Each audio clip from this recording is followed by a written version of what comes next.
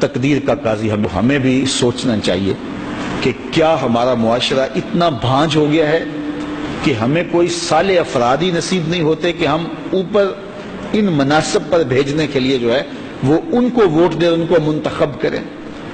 میں آپ سے یہ عرض کرنا چاہتا ہوں کہ آج ہم یہ بات کہتے ہیں جی کیا کریں، کوئی ہمیں قیادتی نظر نہیں آتی ہے، ہمیں کوئی سیکنڈ آپشن ہی نظر نہیں آتا ہے۔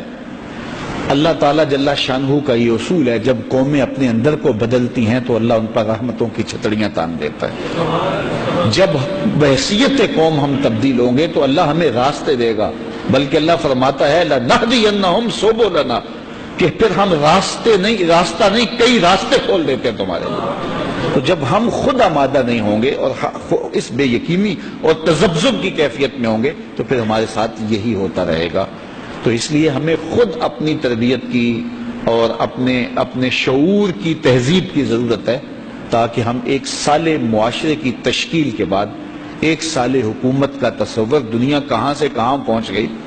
ہمارے بعد جو لوگ آزاد ہوئے تھے، وہ اقبال نے کہا نا ہمالہ کے چشمے ابلنے لگے اور گراں خواب چینی سنبھلنے لگے، کہ وہ جو خواب میں سوئے ہوئے چینی تھے وہ سنبھلنے لگے اور ہمالہ کے چشمے ابلنے رہے۔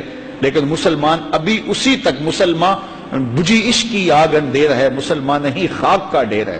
تو یہ بھی تک جو ہے وہ خاک کی ڈھیری بنا رہا ہے۔ دنیا کہاں سے کہاں پہنچ گئی، جاپان کہاں چلا گیا، چائنا کہاں چلا گیا۔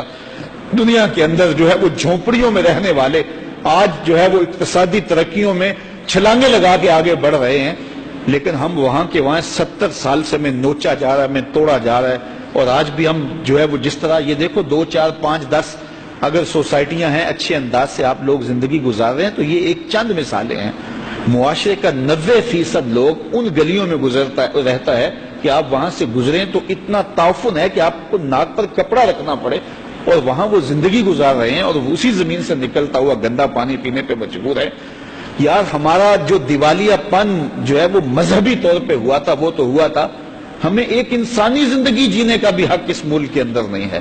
تو اس لیے ہمیں اپنے شعور کی تہذیب کے ساتھ آگے بڑھنا ہوگا، اور اس کے لیے مجھے تو صرف میرے بارے پوچھا جانا ہے، یا میں آپ لوگوں تک کوئی بات پہنچا سکتا ہوں، یا جن لوگوں تک بات پہنچا سکتا ہوں، مجھے تو صرف اتنا سوال ہونا ہے۔ میں یہ سوچتا ہوں کہ میں ایک یا 10-20 لوگ اگر اپنی شعوری تہذیب کے ساتھ آگے بڑھے گے بھی تو پھر ہمارے سے کیا ہوگا؟ ایسا نہیں ہوتا۔ جب اندھیرا چھا جاتا ہے تو جگنو اپنی پیٹھ پہ لالٹین باندھ کے اکیلا ہی میدان میں آ جاتا ہے، وہ کہتا ہے میں اپنے حصے کا چراغاں تو کروں۔ تو ہمیں اپنے حصے کی روشنی ضرور پھیلانی چاہیے، باقی ہم سے اتنی پوچھ ہونی ہے جس کے ہم ذمہ دار ہیں۔ قوا انفسکم واہلیکم نارا وقودها الناس والحجارہ کلکم رائن وکلکم مسئول عن رعیتہ۔ اس لیے ہمارا وزن اس پلڑے میں ہونا چاہیے جو خیر کا پلڑا ہے، جو شر کا پلڑا نہیں ہے، اور ہم کبھی بھی کسی صورت کے اندر کسی گناہ کسی بدی کے معاون مددگار نہ بنے، نہ اپنے قول سے، نہ اپنے عمل سے، نہ اپنے رویے سے، اور نہ اپنی کسی ضرورت سے۔ بعض کا سمجھتے ہیں یہ ضرورت ہماری اجتماعی ہے، اس کے لیے ہم ایسے کر سکتے ہیں۔